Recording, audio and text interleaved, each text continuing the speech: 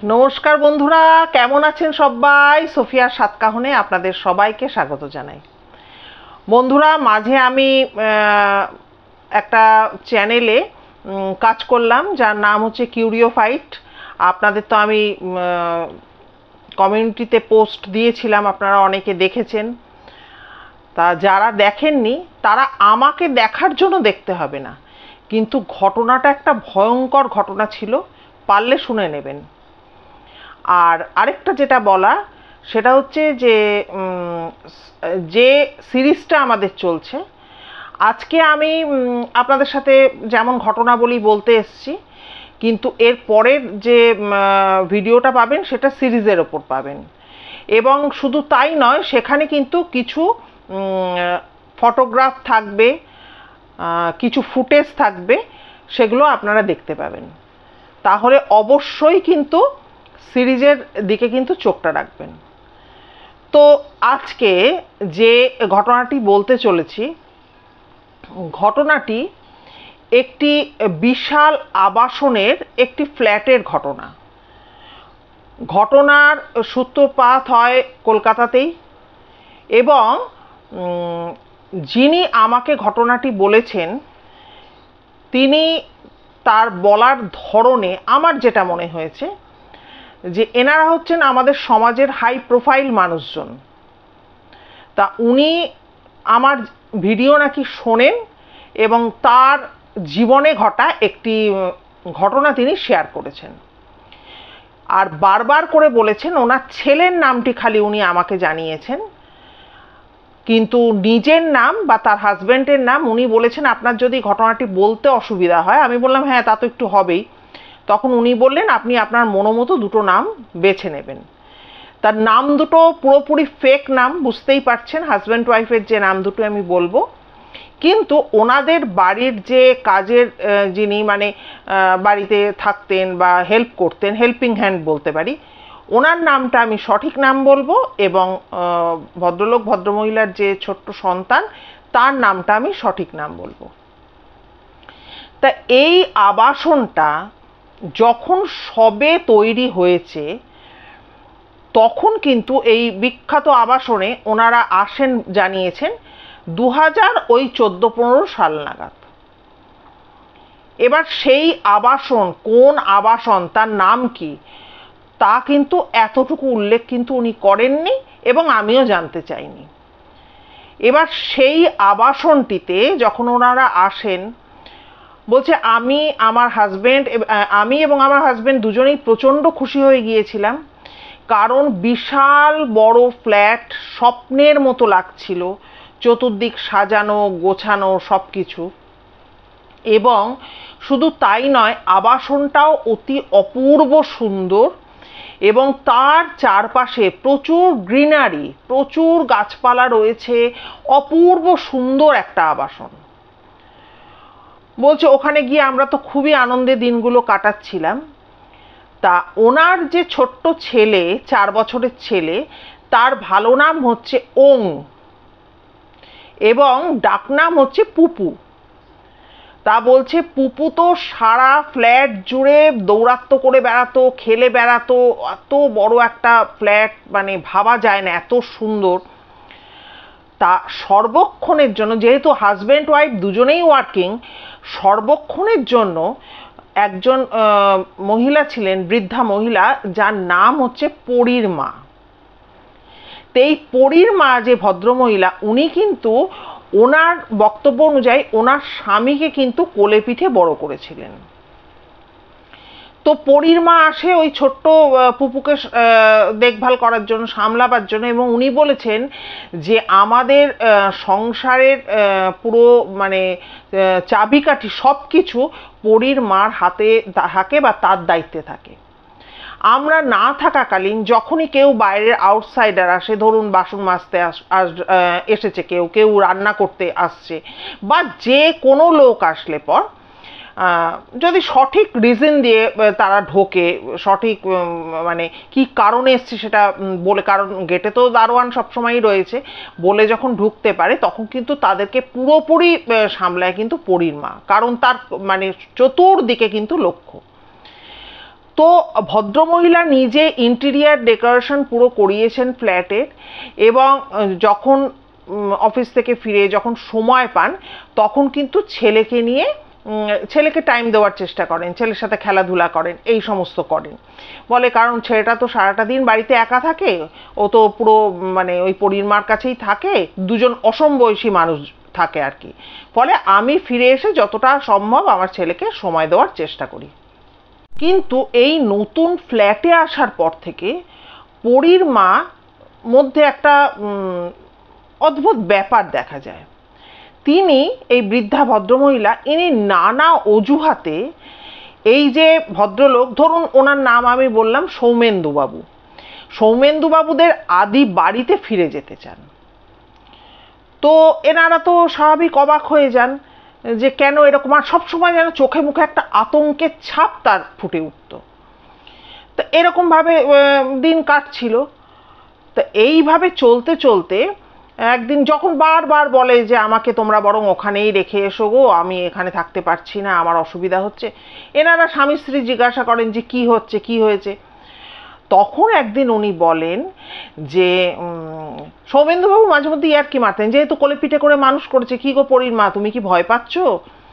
তখন পরীর মা বলতো যে না না সেরকম ব্যাপার না, একটা দিনের ঘটনা শোনো। বলছে আমি পুপুকে দুধ খাওয়াবো বলে এই তখন সন্ধে সন্ধে হয়ে গেছে, তোমরা তখনও ফেরোনি, আর শীতকাল তখন চলছে, অন্ধকার নেমে এসছে, আমি কিচেনে গিয়ে ঢুকি। কিচেনে গিয়ে ঢুকে আমি দুধের পাত্রটা নিয়ে গ্যাস জ্বালিয়ে গ্যাসের ওপর বসাই, যে দুধটা ভালো করে গরম করে তারপর দেবো পুপুকে, দুধ বিস্কুট খাওয়াবো বিকেলে। দুধটা গরম করতে বসাই, এবার দুধটা যখন আস্তে আস্তে উতলে উঠছে তখন আমি সাঁড়াশি খুঁজে পাচ্ছি না কোথাও, মানে যেটা দিয়ে ধরবো, কোথাও পাচ্ছি না, কোথাও পাচ্ছি না। আমি হঠাৎ দেখি বাতাসে যেন মনে হচ্ছে সাঁড়াশিটা ভেসে ভেসে আমার দিকে এগিয়ে আসছে। এটা দেখে ফ্ল্যাট পুরো ফাঁকা, পুপুর ঘরে ঘুমাচ্ছে। আমি দৌড়ে ছিটকে রান্নাঘর থেকে বেরিয়ে আসি, এবং যখন একটু নিজে স্থির হই তখন ভাবিস দুধ টুধ পড়ে গ্যাস জ্বলছে, কি অবস্থা। বলছে কিন্তু আমি তো কাউকে পাবো না, ওদিকে গ্যাস তো জ্বলছে। আমি যখন রান্নাঘরে ফেরত যাই, কি অদ্ভুত দেখুন, গিয়ে দেখি গ্যাসও জ্বলছে না, আর দুধের ওই পাত্রটা পুরো দুধ কিন্তু উতলেও পড়েনি, কোথাও এক ফোঁটা পাশে কিন্তু নামানো। তা এই কথাটা যখন পরীর মা বলে তখন তো দুজনে স্বামী স্ত্রী খুব হাসাহাসি করে, এবং সৌমেন্দুবাবু বলেন যে এত বড় ফ্ল্যাট তো পরীর মা, আর সারাদিন আমরা থাকি না, তুমি পুপুকে নিয়ে একা একা থাকো, তারপরে চারপাশেও এত সবুজ এত গাছপালা, আর সেভাবে তো এখনো আবাসন জমজমাট হয়ে ওঠেনি, সবে কয়েকটা ঘর মানুষজন আস্তে আস্তে আসছে, ওই জন্য তুমি ভয় পাচ্ছ। তখন উনি কিন্তু জোর দিয়ে বলেন না খোকা, তুমি যতই আমাকে অবিশ্বাস করো ব্যাপারটা কিন্তু সেরকম নয়, আমার মনে হচ্ছে কিন্তু এই ফ্ল্যাটে আমরা ছাড়াও কিন্তু কেউ একজন রয়েছে। দিন মানে কিছুদিন যাওয়ার পর হঠাৎ করে কিন্তু এই সৌমেন্দ্রবাবু এবং ওনার স্ত্রী, ধরলাম চন্দ্রিমা ওনার নাম, ওনারা লক্ষ্য করেন কিন্তু যে পরীর মার চেহারাটা খুব যেন খারাপ লাগছে, এবং উনি যেন মানে খুব দুর্বল হয়ে পড়েছেন, এরকম একটা ব্যাপার হয়। তো ঠিক আছে, এইভাবে দিন কাটতে থাকে। তা একদিন তো তখন বলছি শীতকাল চলছে, একদিন চন্দ্রিমা দেবী উনি অফিস থেকে ফিরে এসে ড্রয়িং রুমে বসে বসে উনি টিভি দেখছেন।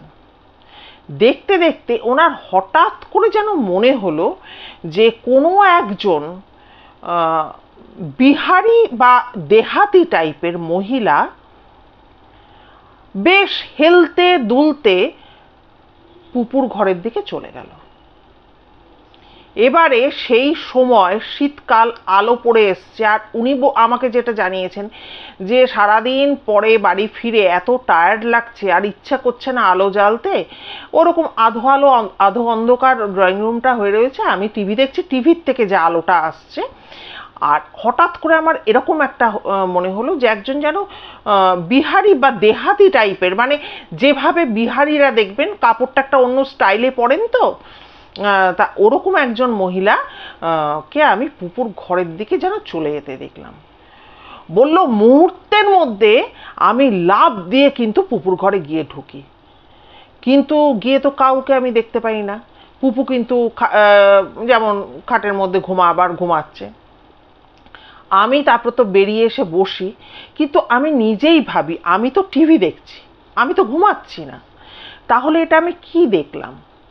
বিশ্বাস করুন আমার কিরকম একটা অ্যানকেনি ফিলিংস হলো, যেটাকে আনকেনি ফিলিংস বলে, হলো। এবং আমি এরপর থেকে এতটুকু হলেও কিন্তু আমি সতর্ক হয়ে গেলাম।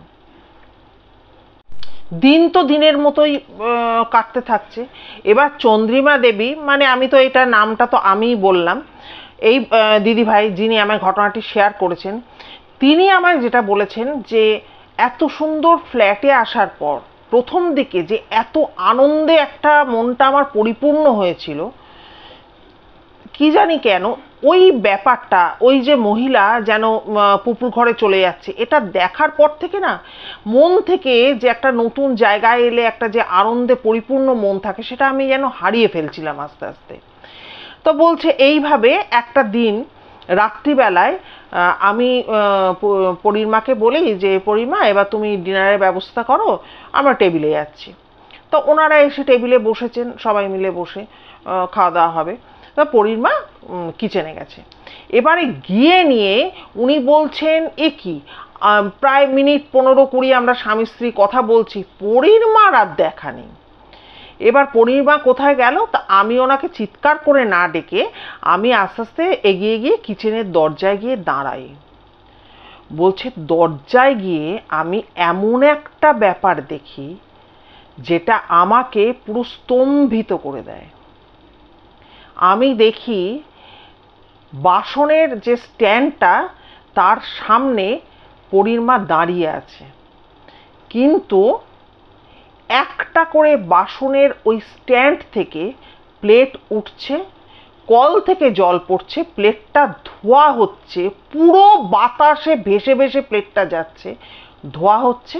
এবং যেখানে একটা টেবিল মতো ওই যে গ্যাসের পাশে যে আর কি স্ল্যাব থাকে, সেইখানে সুন্দরভাবে একটা করে প্লেট, তার দুপাশে দুটো বাটি এইভাবে সাজানো চলছে। এবার এটা দেখে আমি অবাক, মানে কি এত হতবাক আমি কোনোদিনও, মানে কোনো কিছু দেখে আজ অব্দি হইনি। উনি বলছে ভাবুন এরকমও ঘটে যে এই রকম ভাবে প্লেটটা বাসনের স্ট্যান্ড থেকে উঠছে, যেরকম আমরা সিনেমায় মানে কোনো মুভি টুভিতে দেখি, হরর মুভি এইগুলো দেখতে পারি, কিন্তু বাস্তবে মানে নিজের চোখ দিয়ে আমি দেখছি যে একটা করে প্লেট উঠছে, কলের তলায়, কল থেকে জল পড়ছে, কলের তলায় ঘুরে ফিরে প্লেটটা যেন নিজেকে নিজে ধুচ্ছে, প্লেটটা বা বাটিটা ধুয়ে নিয়ে ওই গ্যাসের পাশে কিন্তু ওইভাবে সাজানো হচ্ছে। মনে হচ্ছে পরম যত্নে কেউ যেন ওখানে প্লেট এবং বাটি সাজাচ্ছে, এবার খাবার বাড়বে বলে। বলছে এটা দেখে আমি ভয় পাইনি, আমার তখন মনে আমি এতটা অবাক হয়েছি, আমি একটুও ভয় না পেয়ে আমি প্রচণ্ড জোরে চিৎকার করে উঠেছি, পরিমা করে প্রচণ্ড জোরে চিৎকার করে উঠেছি। বললো আমি দেখলাম আমি যে চিৎকার করে উঠলাম, পরিমা ঢলে পড়ে গেল ফ্লোরের ওপর কিচেনে। বলছে তারপর তো আমার হাজবেন্ডকে ডাকি, তাড়াতাড়ি করে আমরা দুজনে মিলে ধরাধরি করে ওনাকে, তো বয়স্ক মানুষ, ওনাকে সুস্থ করার পর যখন আমরা জিজ্ঞাসা করি যে কি হলো, তুমি কি দেখেছো? আমি যা দেখেছি সে তো আমি দেখেছি, আমি ওনাকে কিছু বলি না, কিন্তু তুমি কি দেখেছো? তখন উনি বলেন যে আমি ওই বাসনের র্যাকের সামনে বা স্ট্যান্ডের সামনে যাই বলুন না কেন, আমি যখন গেছি, আমি এবারে প্লেটগুলো নামাবো, বাটিগুলো নামাবো, কল থেকে ধোবো, ধুয়ে নিয়ে আমি নিয়ে আসবো টেবিলে, কিন্তু সেই সময় কিন্তু আমি লক্ষ্য করি পুরো এই কবজি থেকে দুটো কাটা হাত, কিন্তু সেখানে না কিছু কাঁচের চুড়ি পড়া রয়েছে। সেই হাত দিয়ে কেউ একটা করে প্লেট নিচ্ছে, কল খুলে সুন্দর করে ধুচ্ছে, পাশের ওখানে রাখছে। এটা আমি পরিষ্কার দেখতে পাই। কিন্তু চন্দ্রিমা দেবী আমায় যেটা বলেছেন, আমি কিন্তু কোনো হাত দেখতে পাইনি। কিন্তু পরীর মা বলছে যে আমি কবজি থেকে দুটো কাটা হাত দেখতে পাচ্ছি, তাতে কিন্তু কাঁচের চুড়ি। তো এইভাবে তো দিন উনি দেখলেন। এইবার কিন্তু চন্দ্রিমা দেবী যথেষ্ট ভয় পেয়ে গেলেন, এবং এটা পাওয়াটাই স্বাভাবিক। কিন্তু ওনার যেটা সমস্যা হচ্ছিল, পরীর মা অজ্ঞান হয়ে গেছে, সৌমেন্দুবাবু দেখেছেন, এবং উনি ওটা দেখেছেন, সেটাও ঘটনাটা বলা হয়েছে। একদিন ওখানে দেখেছে যে পুকুর ঘরে একজন ওরকম বিহারি ধরনের একজন মহিলা ঢুকে গেলেন, বা সেদিনকেও ঘটনাটা দেখেছেন। কিন্তু সৌমেন্দুবাবু একদম এগুলোতে বিশ্বাস করতেন না বা পাত্তা দিতেন না, খালি বলতেন যে তোমাদের মনের ভুল। কিন্তু চন্দ্রিমা দেবী কিন্তু এবার আস্তে আস্তে স্ত্রীর লক্ষ্যে এগোচ্ছিলেন যে কিছু তো এই ফ্ল্যাটে একটা চলছে, এবং আমরা ছাড়াও, যেটা পরীর মা বলেছে, কেউ তো আছে। সেটা কিন্তু একদম ঠিক কথা। অনেক চেষ্টা করেও কিন্তু চন্দ্রিমা দেবী সৌমেন্দুবাবুকে কিছু বোঝাতে পারেন না, উনি বুঝতে চান না। এইভাবে তো দিন কাটছে, কিন্তু বলছে মনের মধ্যে কোথায় না একটা খচখচ খচখচ করে সবসময়। একদিন হঠাৎ করে পরীর মা একটা অদ্ভুত কথা বলে, একটা অদ্ভুত ধরনের সমস্যা তৈরি হয়েছে। কি সমস্যা? পরীর মা বলে যে পুপুকে ওর ঘর থেকে নাকি বার করা যায় না। তো এই কথাটা শুনে চন্দ্রিমা দেবী ভাবে সে আবার কি কথা। বলছে যে হ্যাঁ বৌমা, পুপুকে টেনে হিঁচড়ে বার করলে প্রচণ্ড কান্নাকাটি করে, আর অধিকাংশ দিনের মধ্যে অধিকাংশ সময় কিন্তু পুপু ওর ঘরে ফ্লোরের ওপর উপুর হয়ে শুয়ে থাকে।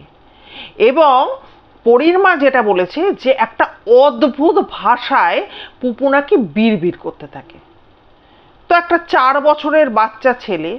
তো চন্দ্রিমা দেবী বলছে ওটা ওর কোনো খেলা তো হতে পারে পরীর মা, অত রকম ঘরে খেলনা দিয়ে আছে, ও খেলুক না, ওর মতো রয়েছে, তাতে অসুবিধাটা কোথায়? তখন বলছে যে না, পুপুকে বার করা যায় না, পুপু বাবা কিছু খেতে চায় না, এরকম ভাবে বলছে। তখন খুব ধমক দিয়েছে, তোমার কি হয়েছে, বয়স বাড়ার সাথে সাথে কি তুমি সব কিছুতে ভয় পেতে থাকছো? হ্যাঁ, মানে খুব ধমক ধামক সেদিন করেছে। তো উনি আর কি বলবেন, বৃদ্ধা চুপচাপ চলে গেছেন সেখান থেকে। বলছে যে তারপর জানেন তো, আমি অফিস যেতাম, অফিসে গিয়েও কিন্তু এক মুহূর্তের জন্য শান্তি পেতাম না, যে কিছু তো একটা চলছে বুঝতে পারছি। এখন পরীর মা কিছু বলতে আসলেও তাকে ধমক ধামক দিয়ে দূর দূর করে তাড়িয়ে দিচ্ছি, এগুলোও তো ঠিক না। না, আর চন্দ্রিমা দেবী বলছেন যে আমি একটা জিনিস লক্ষ্য করেছি, সেটা হচ্ছে পুপু আগে যেমন আমি অফিস থেকে ফিরলেও দেখতাম সারা ফ্ল্যাট দমধাম দমধাম করে খেলে বেড়াচ্ছে, হ্যাঁ আমার ছেলে, কিন্তু ইদানিং পুপু না খুব রোগা হয়ে যাচ্ছে, এটা আমি দেখতে পেয়েছি। আর ও যেন, আমি তো আর সেই রকম যে হুল্লোড়ে পানা বা কিছু সেগুলো কিন্তু দেখতে পাইনি। আমি আসার পর আমি অনেক সাধ্য সাধনা করি, ও আসে কিছুক্ষণ আমার সামনে দাঁড়িয়ে টুকটাক এ কথা ও কথা বলে ও কতক্ষণে যেন নিজের ঘরে চলে যাবে, এই রকম একটা ব্যাপার তৈরি হয়েছে। তা একদিন এরকম মনের মধ্যে সমানে এত মানে একটা উচাটন হচ্ছে, মনে শান্তি নেই, বাচ্চাটাকে ছেড়ে আসছে, পরীর মা যা বলছে বিশ্বাস হচ্ছে না, আবার নিজের চোখেও কিছু কিছু জিনিস ফেস করেছে। বলছে যে আমি তো নিজে ফেস করছি, আমি তো বুঝতে পারছি কিছু একটা ব্যাপার চলছে, কিন্তু আমি গুরুত্ব দিতে নারাজ। তারপরে সেদিনকে তাড়াতাড়ি করে, আমার প্রচণ্ড দরকার আছে বলে উনি কিন্তু অফিস থেকে বেরিয়ে সোজা বাড়ি চলে আসেন। বলছে ওই সময় আমি কিন্তু বাড়ি থাকি না, আমি কতদিন বাদে এলাম, তখন ওই 3টে মতো বাজে। এবার বলছে আমি ডোর বেল দিতে পরীর মা এসে দরজা খুললো, কিন্তু আমি পরিষ্কার বুঝতে পারলাম পরীর মা হাউমাউ করে কাঁদছে। তো আমি ঢুকে দরজা বন্ধ করে পরীর মাকে বললাম যে তোমার কি হয়েছে, তুমি কাঁদছো কেন? তখন পরীর মা করুণ মুখে বলছে বৌমা একটা কথা বলবো, রাগ করবে না তো? তখন বলছে যে না। বলছে তোমার একটা জিনিস দেখাবো। বললো দেখাও, কি জিনিস? বললো আমি তখনও ড্রেস চেঞ্জ করিনি, কিছু না, পরীর মা আমাকে হাতটা ধরে টানতে টানতে কিচেনে নিয়ে গেল, নিয়ে গিয়ে বললো এটা তুমি দেখো। বলছে আমি দেখছি পুপুর জন্য ভাত বাড়া, খাবার বাড়া ওখানে পড়ে আছে। তখন আমি বললাম যে 3টে বাজে, ঘড়ি দেখে বললাম 3টে বাজে, তুমি এখনো বুড়িমা পুপুকে খাওয়াওনি? তখন বলছে বৌমা আমি তোমায় বলেছি, সেদিনকে বলতে গেছিলাম তো, যে পুপু বাবা ম্যাক্সিমাম সময় ওই ঘরে ওই ফ্লোরের ওপর একটা জায়গায় উপুর হয়ে পড়ে থাকে আর অনর্গল কি যেন ভাষায় কথা বলে, আর ওকে খাওয়ানো যাচ্ছে না। আজকে বেশ কয়েকদিন হলো বাবা খাচ্ছে না। তা আমি কি এটা দেখতে পারি যে আমি যাকে কোলে পিঠে করে বড় করেছি তার ছেলেটা যদি এরম চলতে থাকে? বলে তো ডুকরে পরিমা কেঁদে ওঠে পুপুর জন্য। তখন উনি বলেন যে পুপু কোথায়? তখন ইশারা করে ওনার মানে পুপুর ঘর দেখায়। তখন চন্দ্রিমা দেবী পা চালিয়ে দৌড়ে গিয়ে পুপুর ঘরে একদম পা টিপে টিপে পুপু যেখানে পুরো উপুর হয়ে শুয়ে রয়েছে যে ফ্লোরটার উপরে, সেইখানটায় গিয়ে তার পাশে বসে কি শোনে জানেন? শোনে পুপু অনর্গল ভাষায় হিন্দিতে কথা বলে যাচ্ছে। চন্দ্রিমা দেবী পুরো বলেন আমাকে যে আমি কাঠ হয়ে গেছি, কাঠ। একটা 4 বছরের আমার শিশুপুত্র, সে হিন্দি কোথা থেকে শিখবে?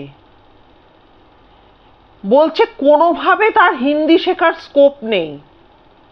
বলল যেমন বিহারি বা দেহাতি ভাষায়, মানে হিন্দিও যে বলছে খুব আমরা যেটা নর্মাল হিন্দি বলি সেটা কিন্তু নয়।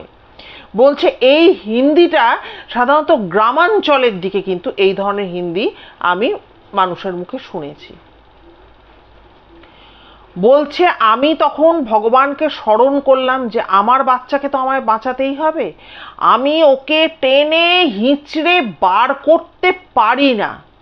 তখন আমি বুঝলাম যে ওই বৃদ্ধা কিন্তু মিথ্যে আমায় বলেনি এতটুকু। যাই হোক, অতি কষ্টে আমি, মা তো পরিমাও ছিল, দুজনে মিলে আমরা বার করে যাই হোক ছেলেকে তো কোনোভাবে মানে রাখতে পারছি না। আমার ঘরে নিয়ে এসে আমি যত ঘুম পাড়াবার চেষ্টা করছি বা কিছু করছি, ছিটকে ছিটকে ওই ঘরে ঢোকার জন্য বায়না করছে। যাই হোক, সৌমেন্দু ফেরার পর তো ওকে সমস্তটুকু বললাম।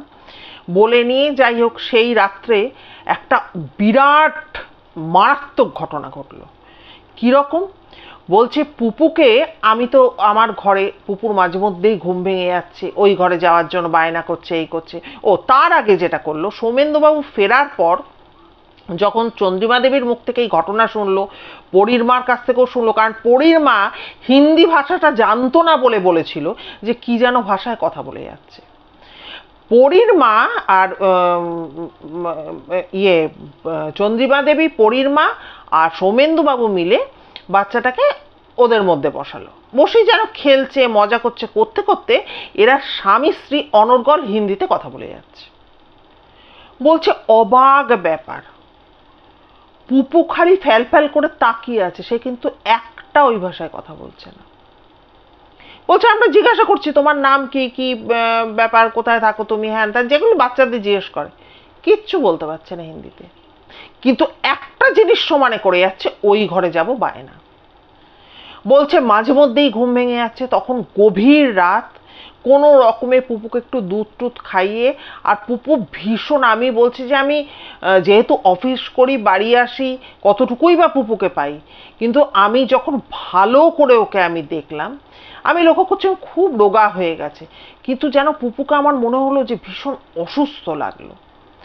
যাই হোক, পুপুকে আমার ঘরে, আমার বিছানাতে ওকে সুন্দর করে ঘুম টুম পাড়িয়ে যখন বুঝলাম বেশ ডিপভাবে ঘুমিয়ে পড়েছে, তো দেখলাম সৌমেন্দু গিয়ে ব্যালকনিতে দাঁড়িয়ে আছে। এবারে এখানটা একটু আপনাদের বুঝিয়ে বলি, পুপুর রুমটা আর ওনাদের রুমটা দুটোই কিন্তু ব্যালকনিকে কানেক্ট করছে, বিরাট চওড়া ব্যালকনি, ওখানে দাঁড়িয়ে আছে। বললো সৌমেন্দু চুপ করে দাঁড়িয়ে আছে, আমিও চুপ করে দাঁড়িয়ে আছি, কেউ কোনো কথা বলছি না, যে যার মতো ভাবছি যে এটা কি হচ্ছে। তার আগে কিন্তু সৌমেন্দু একটা কাজ করেছে, সেটা হচ্ছে আমাদের পারিবারিক যে পুরোহিত দাদু আছে তাকে কিন্তু ও অলরেডি খবর দিয়ে দিয়েছে যে দাদু ভীষণ প্রবলেমে পড়েছি, আপনি একটু আমাদের বাড়িতে আসুন। বলছে পুপুর ঘরে আমরা কিন্তু একটা হালকা একটা নাইট ল্যাম্প জ্বালিয়ে রেখেছি, আমাদের ঘরেও কিন্তু একটা নাইট ল্যাম্প জ্বলছে। বলছে আমরা স্বামী স্ত্রী দাঁড়িয়ে আছি, হঠাৎ করে একটা ঘটনা ঘটলো। বললো এই ঘটনাটা না আমাদের পুরো হিলিয়ে দিল। কিরকম? আমরা দুজনে স্বামী স্ত্রী একটা রিন টিন টিন টিন মানে যেমন কাঁচের চুরির আওয়াজ হয়, এই শব্দে আমরা দুজনেই ঘাড় ঘোরালাম পুপুর ঘরের দিকে এবং দেখলাম পুপুর ঘরের ভেতর থেকে হেলতে দুলতে বিহারি ভাবে কাপড় পরা, প্রচুর বড় ঘোমটা টানা একজন মহিলার মতো অবয়ব সেই আধো আলো আধো অন্ধকারে পুপুর, বললাম তো বারান্দাটা কানেক্ট করছে দুটো ঘরকে, আমরা একদিকে আমাদের ঘর থেকে বেরিয়ে ব্যালকনিতে দাঁড়িয়ে আছি, পুপুর ঘর থেকে বেরিয়ে সেই নারী মূর্তি ব্যালকনিতে গিয়ে দাঁড়ালো। বলল কয়েকটা সেকেন্ড আমাদের মনে হচ্ছে যে আমাদের দম বোধহয় আটকে গেছে, আমরা না নড়তে পারছি না কথা বলতে পারছি। বলছে বিশ্বাস করুন আমি একা দেখছি না, আমার স্বামীও দেখছেন একই সাথে। বললো কিছুক্ষণ বাদে ওইখানে তাকিয়ে থাকতে থাকতে চোখের সামনে আমরা দেখলাম উনি আর নেই। এবার আবার ওই টিন টিন টিন টিন আওয়াজ পাচ্ছি, দেখলাম পুপুর ঘরের দরজা দিয়ে ভেতরে চলে গেল সেই অবয়বটি। ভাবতে পারেন? বলছে যা দিন গেছে, যা দুর্বিষহ দিন আপনি ভাবতে পারবেন না। কিন্তু অদ্ভুত ব্যাপার এবং ঈশ্বরের প্রচুর অনুগ্রহ আমার ওপর বা আমাদের ওপর যে আজও কিন্তু আপনাকে যে আমি ঘটনাটি শেয়ার করছি ওই ফ্ল্যাটে বসেই করছি। বলছে পরের দিন পুরোহিত দাদু আসলেন এবং ওনাকে যেহেতু সৌমেন্দু সবটুকু বলেছিল, উনি কিছু টুকটাক জিনিসপত্র নিয়ে আসলেন।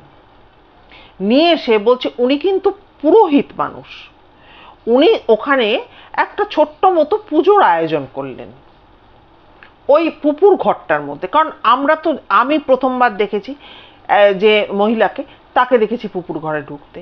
হ্যাঁ, পুপু মেঝেতে শুয়ে বিড়বিড় করে হিন্দিতে একদম কথা বলছে এবং সেই হিন্দি কিন্তু কোনো রকম সাধারণ যে হিন্দি, নর্মাল হিন্দি আমরা মানে চলতি হিন্দি বলি তা কিন্তু নয়, একদম কোনো গ্রামের যেন প্রত্যন্ত বিহারের কোনো গ্রামের সেই হিন্দি বলছে। এবং আমি সৌমেন্দু যা দেখলাম, পুপুর ঘর থেকেই তিনি ঢুকলেন, পুপুর ঘর থেকেই তিনি বেরোলেন। বললো পুরোহিত দাদু ওই জন্য ওই ঘরে গিয়ে কিছু পুজো আর্চা করলেন এবং একটা বলল আমরা কিন্তু বলিনি যে পুপু কোথায় শুয়ে থাকতো, একটা জায়গা ইন্ডিকেট করে বললেন যে সৌমেন্দুকে যে বাবা দেখো এখানে কিন্তু মারাত্মক কিছু একটা ব্যাপার হয়ে রয়েছে।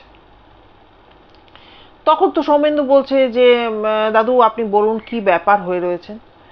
তখন বললেন যে আমার এটা কিন্তু কম্য নয়, এটা কিন্তু আমি পারবো না, এখানে একটা পাপ কাজ হয়েছিল, এই জায়গাটা একটা প্রচন্ড পাপ কাজ হয়েছিল কিছু সমাজের নিকৃষ্ট মানুষ দ্বারা। এই পাপকে ওখান থেকে তুলে ফেলতে হবে। এবারে উনি বলছেন যে ওই চন্দ্রিমা দেবী বলছেন যে কি পাপ কাজ হয়েছিল, কি ওখানে রয়েছে আমরা তো কিচ্ছু বুঝতে পারছি না। উনি তখন বললেন আমাদেরকে যে আমার একজন পরিচিত তান্ত্রিক আছেন, তাকে আমি নিয়ে আসবো এবং দু একজনকে আরো কয়েকজনকে নিয়ে আসবো, ওই কাজ করতে গেলে বেশ কয়েকজনকে দরকার পড়বে, কিছু ক্রিয়া বা কিছু। উনি বললেন আমি যা যা ফর্দ করে দেবো সেগুলো তোমরা দিয়ে দেবে, কিন্তু তোমরা কিন্তু মোটামুটি 3-4 দিনের জন্য এই ফ্ল্যাট ছেড়ে তোমরা নিজেদের যে আদি বাড়ি যেখানে তোমরা আগে বসত করতে সেখানে চলে যাবে। তখন চন্দ্রিমা দেবী বললেন যে দুজনে স্বামী স্ত্রী আলোচনা করলো যে তাই যেতে হবে। এবার তখন সৌমেন্দু বাবু নাকি বলেন যে দাদু এই মাটি খুললে পর কি বেরোবে আমরা বুঝতে পারছি না, কিন্তু আমরা তো কিছুটা আন্দাজ করতে পারছি। এবার খুব গুরুত্বপূর্ণ পদে আমরা স্বামী স্ত্রী চাকরি করি, আপনি তো জানেন। একটা এরকম ঘটনা হলে মিডিয়া আছে, পুলিশ আছে, অনেক কিছু ব্যাপার আছে। তখন দাদু বলেছিলেন না না না না তোমরা যেটা ভাবছো তা কিন্তু নয়, এই আবাসন কিন্তু আজ থেকে তৈরি হচ্ছে না, ঘটনাটি একদম শুরুর দিকের ঘটনা। যে রয়েছে সে অনেক ছোট হয়ে গেছে, গুটিয়ে গেছে, কিচ্ছু অসুবিধা হবে না, তোমরা খালি 3-4 দিনের জন্য চলে যাও। তো ওরা সেই কথা মতো সমস্ত, আমি দেখবো, ফ্ল্যাটের দায়িত্বে আমি রইলাম, ওনারা তো চলে যান। তারপরে 3-4 দিন বাদে দাদু ওই সৌমেন্দ্রবাবুকে ফোন করে বলেন যে এবার বাবা তোমরা এসো, আমি আছি ফ্ল্যাটে। তারপরে উনি যখন ওনারা আসেন তখন দেখেন পুপু যেই জায়গাটা শুয়ে থাকতো ওই জায়গাটা পুরোপুরি খোঁড়া হয়েছে, মানে যেন খোঁড়া, ঠিক যে বলল ওই শাবল দিয়ে বা কি বলবো আর যা যেসব জিনিসপত্র দিয়ে, ধরুন একটা পাকা ফ্লোর সেটাকে ভাঙলে যেরকমভাবে ভাঙা হয় সেটা কিন্তু নয়। চন্দ্রিমাদি যেটা বলেছেন যেন মনে হচ্ছে কি বলুন তো, ওইটুকু জায়গা, আমার ছেলে তো একদম ছোট্ট একটা জায়গার মধ্যে, ছোট্ট ছেলে ছোট্ট জায়গার মধ্যে শুয়ে শুয়ে এরকম করতো, বলে ওই জায়গার যেন ওই মাটিটা মনে হচ্ছে আমার, মানে উনি বলছেন আমার তো পাথর টাথর লাগানো সুন্দর করা, বলছে যেন মনে হচ্ছে একটা ভেতর থেকে কিছু যেন চাপ দিয়ে দিয়ে, মানে এরকম ভাবে ভাবে জিনিসটা যেন উঠেছে। হ্যাঁ, বেশ 5-6টা ফুটো মতো হয়ে গেছে, আর কিন্তু কিছু হয়নি। তা উনি বলেছেন, দাদু বলেছেন যে সমস্ত পাপ উঠিয়ে নিয়ে যাওয়া হয়েছে এবং চলে গেছে সে পাপ, মানে এ বাড়ি থেকে, এই ফ্ল্যাট থেকে দূর করে দিয়েছি জন্মের মতো। তোমরা নিশ্চিন্তে ফ্ল্যাটে থাকো, নিশ্চিন্তে, কোথাও কোনো অসুবিধা হবে না। উনি বলেছেন আজ অবধি আমরা নিশ্চিন্তে রয়েছি, এবং এমন নাকি যজ্ঞটজ্ঞ করেছেন বলে ওই ঘরটা পুরো আমাদের আবার করে সব ঠিক করতে হয়। বলছে ওই রুমটার, পুপুর রুমটার পুরো ওপরে যে ইন্টেরিয়ার সুন্দর করে সব করা ছিল, বলছে মনে হচ্ছে কালো কালিতে আগুনে ঝলসে গেছে, এমন ভাবে যজ্ঞটজ্ঞ ওই ঘরে ওনারা করেছেন, ওনাদের ক্রিয়া করেছেন। বলো সে করুন, ভগবানের আশীর্বাদে আমার টাকা পয়সার অভাব নেই, আমি সেসব আবার ঠিকঠাক সুন্দর করে ফেলতে পেরেছি, এবং এতটুকু কিন্তু কোনো আর সমস্যা নেই। কিন্তু দাদু সৌমেন্দ্রবাবুকে যেটা জানিয়েছেন যে এই ফ্ল্যাট যখন শুরু হয় সেই সময় কিন্তু প্রচুর একটা আবাসন তৈরি, মানে বুঝতে পারছেন কত কত মিস্ত্রি লেবার, কত মানে কর্মযজ্ঞ চলে, ঠিক আছে। এবার সবার মেন্টালিটি তো সুবিধার নয়, সেখানে কিন্তু অনেক লেবার বলুন এরকম মানে মহিলারাও থাকেন, সেখানে আপনারা বুঝতেই পারছেন, আমি আর ভেঙে বলতে চাইছি না, এমন কিছু ঘটনা ঘটানো হয়েছিল যেটা কোনোভাবে বাইরে চাউর হয়নি, এবং সিমেন্ট বালির কাজ হচ্ছে বুঝতেই পারছেন, এরকমই একটা ঘটনা ঘটানো হয়েছিল। কিন্তু সেটা কিন্তু একদিনে নয়, কারণ চন্দ্রিমা দি বলেছেন যেটা, যে এই ফ্ল্যাটটি কিন্তু বহুকাল ধরে শুরু হয়েছে, টুকটুক টুকটুক করে এই আবাসনটা তৈরি হয়েছে। জানি না সে কোন আবাসন, উনি বলতে চাননি। তা উনি যেটা বলেছেন যে আপনার বলা ঘটনা আমার এতটাই মন ছুঁয়ে যায়, তা আমার তো এটা বিশাল পাওনা, বুঝতেই পারছেন। আমি ওই জন্য আপনার সাথে শেয়ার করলাম সমস্ত বন্ধুদের উদ্দেশ্যে, যে তারা যাতে আপনার মাধ্যমে তারা যেন ব্যাপারটা জানতে পারেন যে কলকাতা শহরের বুকেও কিন্তু এরকম ঘটনা ঘটে। তো বন্ধুরা অবশ্যই কমেন্ট করবেন কেমন লাগলো আজকের ঘটনা। যারা নতুন বন্ধুরা টুকটুক টুকটুক করে হাত বাড়িয়ে দিচ্ছেন আমার দিকে, এগিয়ে আসছেন, আমার চ্যানেলে যুক্ত হচ্ছেন, তারা এবং পুরনো বন্ধুরা যারা রয়েছেন, যদি ভিডিও ভালো লাগে প্রত্যেক দিনের মতো বলছি একটু শেয়ার করবেন সবার সাথে, আপনার ফ্রেন্ডস ফ্যামিলি সবার সাথে। কিছু নয়, আমাদের চ্যানেলটাও তাহলে একটু দূর পর্যন্ত যাওয়ার সাহস পাবে। আর যারা এমন যদি কেউ থেকে থাকেন যে নতুন আপনারা ঘটনা দিতে চান, হ্যাঁ, বা বলতে চান, কারণ সবাই তো বললাম ক্যামেরা ফ্রেন্ডলি হয় না, বা সবার পক্ষে সম্ভব হয় না যে গল্প উপস্থাপনা করা বা ঘটনা উপস্থাপনা করা। যদি মনে হয় যে আমি পারবো বা আমার দ্বারা হবে, তাহলে দয়া করে একটু আমার সাথে যোগাযোগ করবেন বা আমাকে নক করবেন। আর কি বলবো, যারা নতুন বন্ধুরা যারা আমাকে দেখছেন, যদি ভিডিও ভালো লাগে তাহলে দয়া করে একটা লাইক করে সাবস্ক্রাইব করে নেবেন এবং অবশ্যই বেল আইকনের অলে গিয়ে প্রেস করবেন, তাহলে আমার বলা যে কোনো ভিডিও নোটিফিকেশান চটজলদি আপনার কাছ পর্যন্ত পৌঁছে যাবে। সবাই খুব খুব ভালো থাকবেন, সুস্থ থাকবেন। দেখা হচ্ছে তাহলে পরবর্তী ভিডিওতে। নমস্কার।